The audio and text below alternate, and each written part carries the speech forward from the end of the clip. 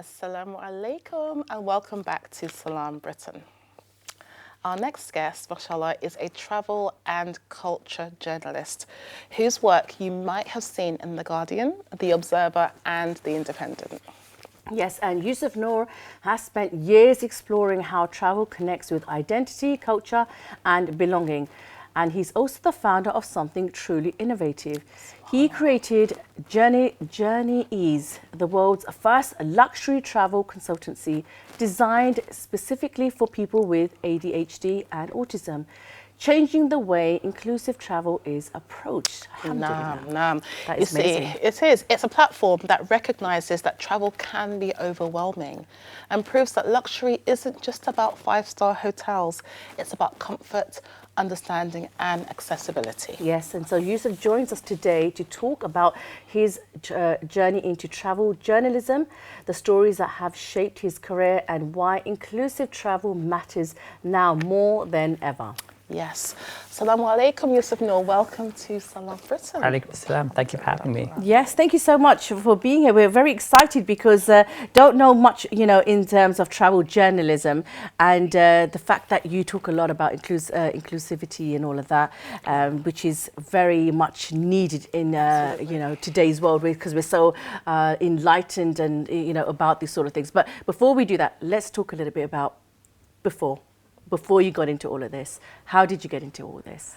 Well, to cut a long story short, I was in university and I was in a course about that I didn't particularly like, and I've kind of told myself I could either kind of stick it out for the next 2 years and get bored and waste everyone's time and money, or I could get into creative industries. And even before that, I always knew I was good at writing, and I was always just, even as far as back as primary school, and like my teachers will tell you this.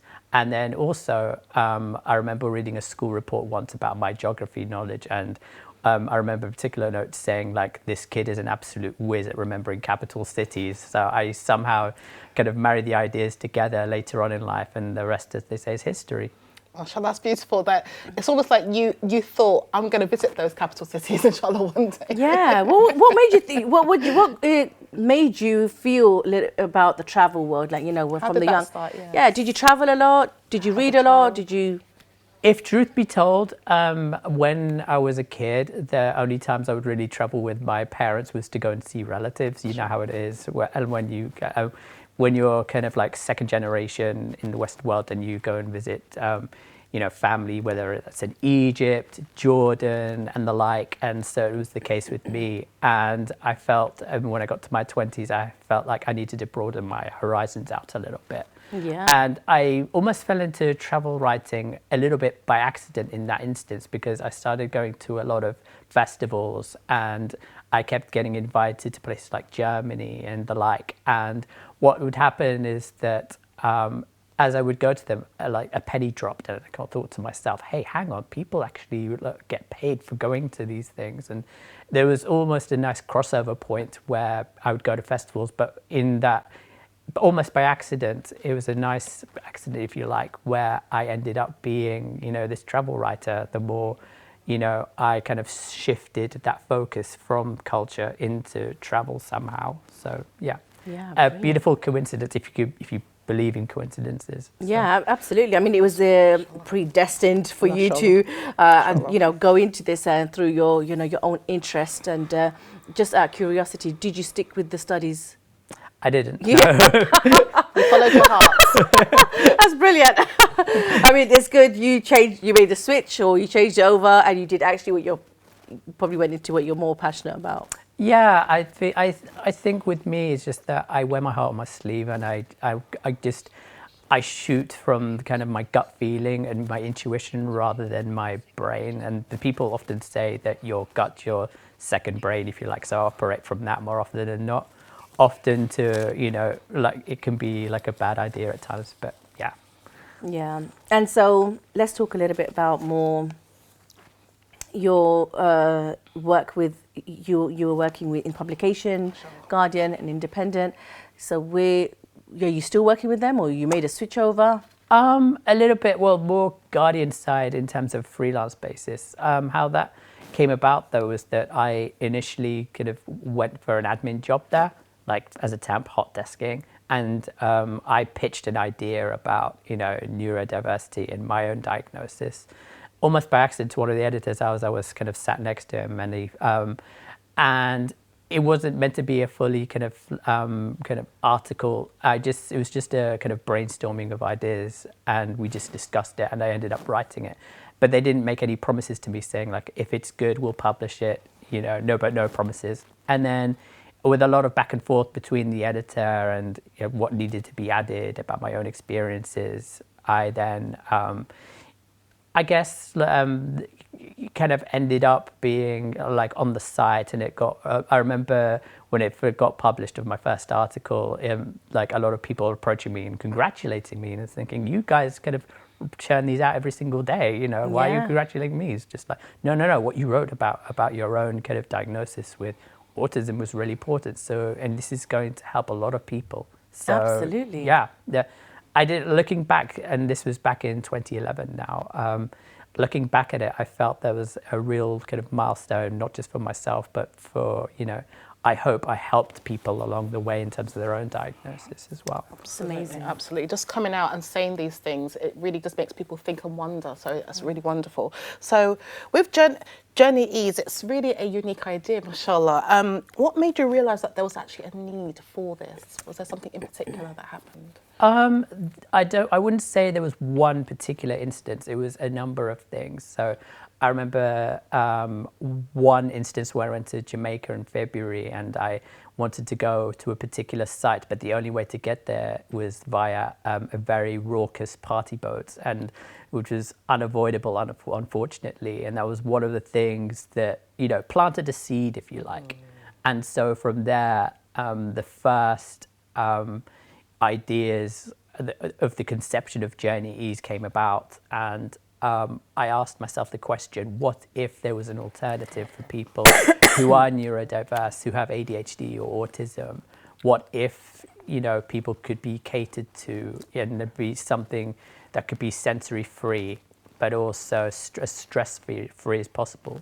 Because more often than not, going to airport is a stressful thing already. So, what if we could somehow make them, as sensory-free as much as possible? Absolutely. I mean, that you're talking about airports, which is usually full and packed and very hustling, bustling, busy. But even just generally going to certain parks or going to the mall, it can become very energy sucking, and it can drain you, and it's overstimulating. So it's brilliant that you have come up with this, and it's out there for people to utilize a service specifically for autism, neurodivergent, and ADHD people. But what's the response been from people, that have autism and ADHD? What they said about, coming on this Journeyease or trips and stuff that you've put out there? So the response in terms of the wider travel industry has been phenomenal. I've been very surprised. Whenever I talk about it, they seem quite enthusiastic about it. And I think that's for a couple of reasons. Number one, when I ran the numbers, 1 in 7 people worldwide are neurodiverse. And if we run the numbers, so let's say for argument's sake, there's 8 billion people on the planet, and 15% of those are neurodiverse. I don't know, when you run the numbers, that's nearly 1 billion people, and you're solving potentially 1 billion people's problems from that. And going back to your question, how that translates is that, you all inevitably or invariably know someone, whether they're a family member or a friend that has ADHD or autism or dyslexia or OCD, whatever it might be, you will know someone. And, you could be catering for them and making their journey or their travel trip, one that they'll remember in a good way. And anyone in marketing will tell you this. It's not about selling the trip necessarily. It's about selling the dream or the memories they're going to have as a family Absolutely, and it's about providing a service that they actually enjoy, because it is often. I mean, I have a child who's got ADHD, and I myself have my own thing going on as well. And but you know, I have in my family, you know, children that have autism and stuff, and you do see the effects of, you know, what seems like an everyday event to us, being a very difficult and very it has to be very planned and organized so that they can also benefit and they can enjoy. And so if we do that in our gatherings and stuff, then why not extend that to our trips abroad and the moments we have as a family that we want as memories. It should cater for everyone's needs, you know. Absolutely, and this is the exact reason why we started this. We were, you know, with a growing population of those that, and I only talk about those that have been diagnosed. I haven't even accounted those who are undiagnosed. Yeah. And there are so many, you know, people that are undiagnosed and or are unaware that of being, you know, having being neurodivergent and stuff. 100%. I think what's so wonderful is that you started off with that thought, what if? And I think it opened up so many doors, subhanAllah. It's been amazing. Just that simple, yes. Yeah, I think the best ideas in the world and the best creations, if you like, start with a what if. So tell us a little bit also about how do you differentiate or with the autism, neurodivergent or ADHD, you know, what are the challenges that they face? In terms of travel? Yeah. So it can vary because when you're on a particular spectrum, and I believe everyone's on a spectrum to a varying degree, it can really depend on the individual. It's a case-by-case basis. So let's take the example of a hotel in this instance. It could be the case where if their room is too near a lift, well, actually, what I'll do is that I'll start from the beginning, from the point where they even walk in through check-in. So it could be a case where they don't feel comfortable talking to people. So it could be a case where they'd rather handle it via an app. And 1 or 2 hotels do this. And it could be where the lights are too bright. It could be where a particular lobby or in a particular area, even a restaurant could be too loud, for instance. And when they go in lifts, is it too crowded? Are the lights too bright in their room? Again, I go back to the point where are there rooms too near a lift where you can hear kind of pinging noises of a particular floor going off. It can vary. It can be food, because there are a lot of people who are autistic can be like particularly fussy eaters. I know that's the case with me. Yeah. So it can vary. It can vary. But the thing is, because it is a range and it is about where you are on a spectrum and the severity of it or the other you know, the other way. So I'm wondering, do they speak with you? Do they call or they have a consultant? Or is it, you know, like for example, like we have options, we can do, we don't have to speak to, it's all machines, it's all robots. So you just click and I'll have this and I'll do that and I don't want to do this. But with them, is it a conversation that, okay, so I've got a child and she's severely autistic, or she doesn't like bright lights and she doesn't like crowded places, and so would be a conversation I would have, and then you would say, okay, I think this would be good, or this is it is a work like that, the service, or it can, yes, I would like short answers. It's almost it's funny because you've almost answered your own question a little bit. So like we would do all of the above, and we would do that pre-trip. Because with a lot of people who are, from my findings, and this is true with me as well, is that we crave certainty. We don't like going into the unknown of things. If there's a schedule or itinerary we're meant to follow, and if people are rigid to it and say when they're going to be there with punctuality, then, you know, that's a big plus on, you know, on their part. Brilliant. So, yeah, because I mean, I'm just wondering how that you know, it would work, because like I said, we can just select and things, and those options are there, but we still don't know about the environment. So that would take someone specific from your organization to be able to tailor and give us exact details. So it's very tailored to that individual or that family, and that's brilliant. Alhamdulillah. That's a service that is definitely No, it's wonderful because needed. the other extreme is that people just don't go on holiday because of the issues that can come up that they know that their individual would not be able to cope with or handle. So Yeah. it's lovely that we've got this that people can access to say, here are the options. And I think it just makes everyone feel much more calmer that, this can be done, this can be achieved.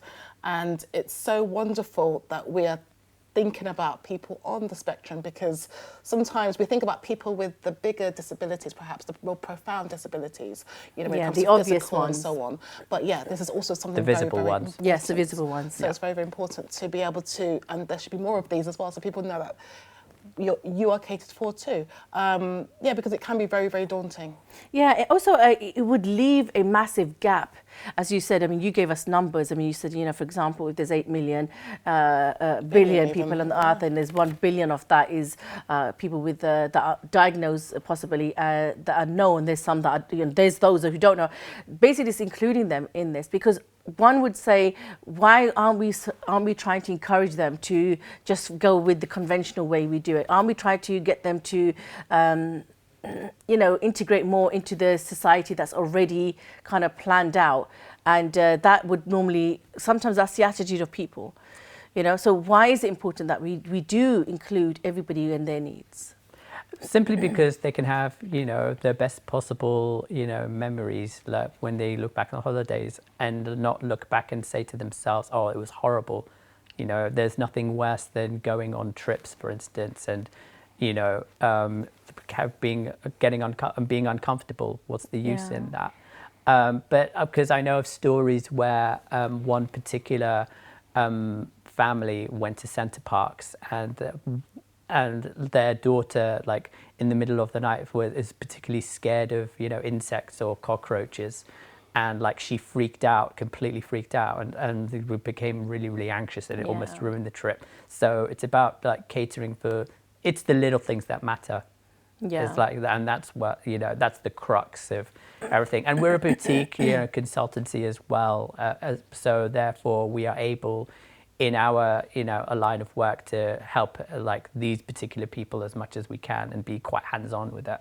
Yeah, that's Can you amazing. give us an example of what you would have done in that instance where the girl was, she had like a phobia, if you like, of the insects? What could have been done in that instance? I'm just curious.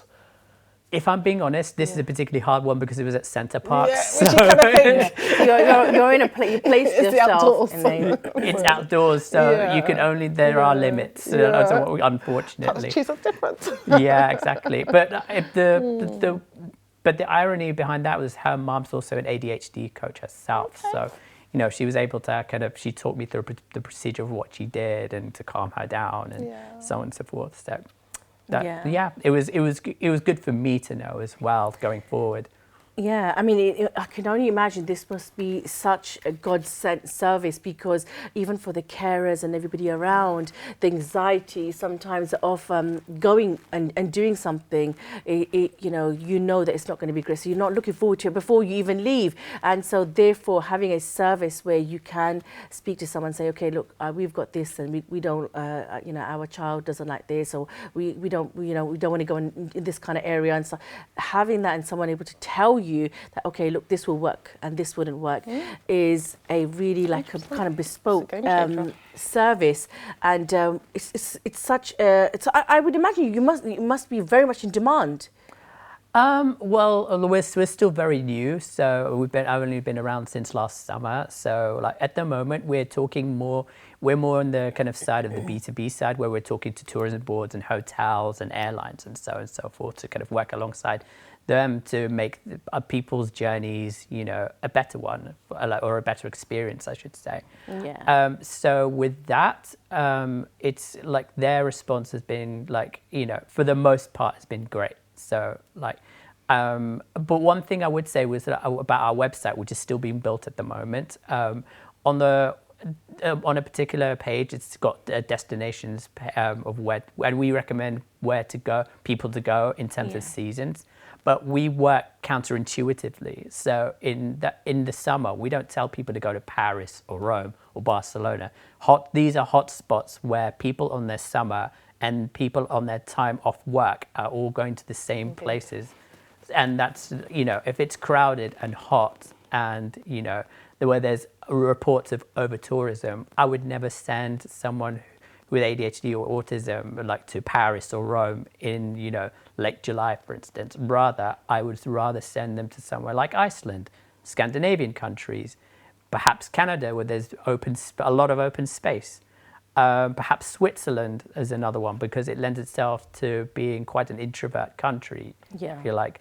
And on the flip side, in terms of winter, I would tell them to go to Dubai, or maybe even the Caribbean, for instance, like warmer climes, like in that particular time of year. Maybe even the Maldives would be a good one as well. It's amazing, All right, so amazing tips. No, absolutely. So although you've got the website, do you also have phones as well that people can call up? So say I have a child with autism, or my brother or my sister, and I really want, we want the whole family to go on holiday. Could I call up and say, you know, this is what it is?